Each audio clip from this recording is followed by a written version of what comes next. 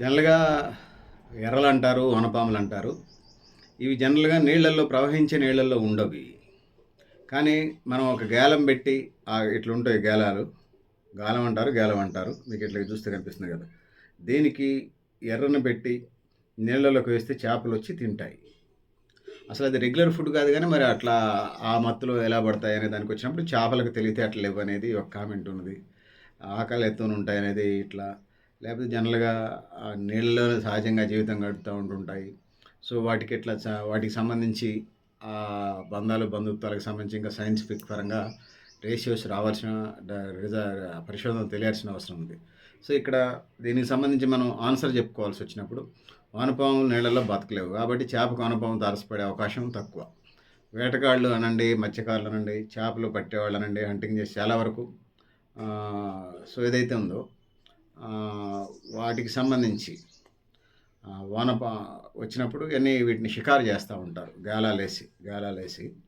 So, ఒమినీ virus అని లేకపోతే నాచు, ఆల్గే, ప్లాంక్టాన్ పురుగులు, కీటకాలు, నత్తలు, లార్వాలు ఇవి తిని బతుకుతుంటాయి చేపలనేవి.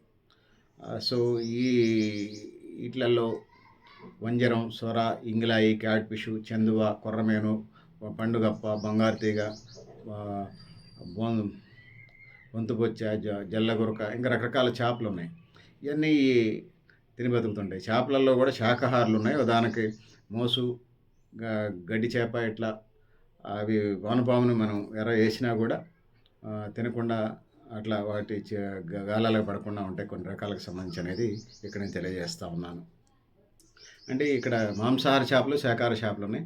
మోసు, గడ్డి చేప, వానపాము చేపలు సహజాహారం కానప్పటికి కూడా వాటి రుచి, వాసన, కదలికలను చేపల ఆహారానికి పోలుంటాయి కాబట్టి వాటిని తింటూ ఉంటాయి. సో, అసలు శాకాహార చేపలకొచ్చినప్పుడు గడ్డి చేప, మోసు ఈ గాలానేమన్నా ఆశపడవు, చిక్కవు. కాబట్టి బొట్లో వేయడానికి వేరే పద్ధతులున్నాయి. అంటే ఆ చేపల్ని ఇంకో పద్ధతుల్లో చేస్తారనేది తెలియజేస్తా ఉన్నాను. ఓవరాల్‌గా శాకాహార చేపలు, మాంసాహార చేపలున్నాయని. ఎందుకు మాంసాహార చేపలు ఎరకి రెగ్యులర్ ఫుడ్ కాకపోయినా వాటికి ఇదైతుందంటే ఆ వాసన, కదలికలు, వాటికి సంబంధించినటువంటి మూమెంట్సు, ఆ చేపల ఆకలితోనే ఉండే పరిస్థితులు, ఆ టైము ఉన్న పరిస్థితుల రీత్యా అట్లా గాలానికి చిక్కుతుంటాయనేది తెలియజేసుకుంటా ఉన్నాను. నేను గరిడేపల్లి సత్యనారాయణ, న్యూ లక్ష్య ఆర్గనైజేషన్.